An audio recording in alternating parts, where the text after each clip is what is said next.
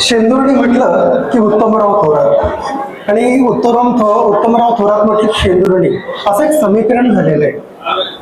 पूर्ण फक्त शेंदुर्णीच नव्हे तर पूर्ण जाळंधर तालुका यासोबतच जिल्हा त्यांना ओळखतो. संघाच्या माध्यमातून ते पुढे आलेले आहेत. संघाची एक मोठी जबाबदारी सुद्धा त्यांच्याकडे आहे. यासोबतच भाजपचे ते काम करतात.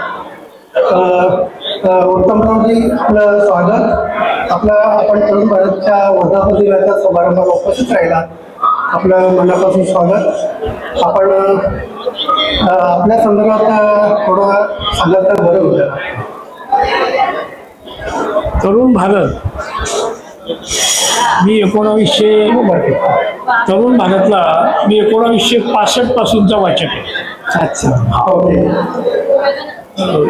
तरुण भारतची माझं नातं 1965 पासून इतकं घट्ट आहे की सुरुवातीला पुण्याहून तरुण भारत येत होता, तो रेल्वेने येत होता. नंतर तो बंद पडल्यावर औरंगाबादहून तरुण भारत सुरू झाला, तोही मी वाचत होतो. त्याचा मी वार्ताहर म्हणून काही दिवस काम केलं.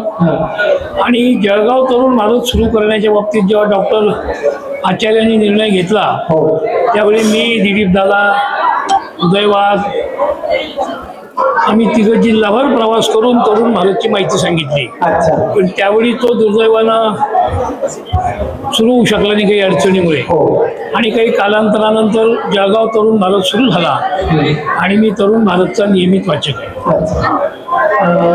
आता डॉक्टर आचार्य यांनी तरुण भारतचं हाती घेतल्यानंतर आजच्या स्थितीमध्ये तरुण भारतचं स्वरूप पूर्णपणे पालटलेलं आहे. आपण फक्त प्रसंग आणि भाजप एवढ्याच बातम्यात येते तर सर्वच पक्षांच्या बातम्या आपण तेवढ्याच पद्धतीने तेवढ्याच ओळख जातो. फक्त विशिष्ट पक्षाचं लेबल आपल्याला लागलेलं नाही. आपण सगळ्याच पक्षांच्या बातम्या प्राधान्य देतो. आजच्या तरुण भारत संदर्भात आपण काय सांगणार? वैचारिक लेखांबद्दल तरुण भारतचं काही सांगायला नको. पुण्याचे संपादक होते बिशीकर, त्यांचे मी अग्रलेख वाचले आहेत. नागपूरच्या तरुण भारतचे संपादक, त्यांचे अग्रलेख मी वाचले आहेत. आणि आता जळगाव तरुण भारतचं स्वरूप बदलत्या काळाबरोबर बदललेलं आहे. आणि सध्या वर्तमानपत्रांची स्पर्धा सुरू आहे. आणि मी टीका म्हणून सांगत नाही, पण तरुण भारत हा वैचारिक अधिष्ठान असलेला पेपर आहे आणि व्यावसायिकता कमी आणि वैचारिक अधिष्ठान जास्त असा पेपर आहे. त्यामुळे तरुण भारतनं जी सुरुवातीपासून मूल्य जपली ती आजही जपू नये.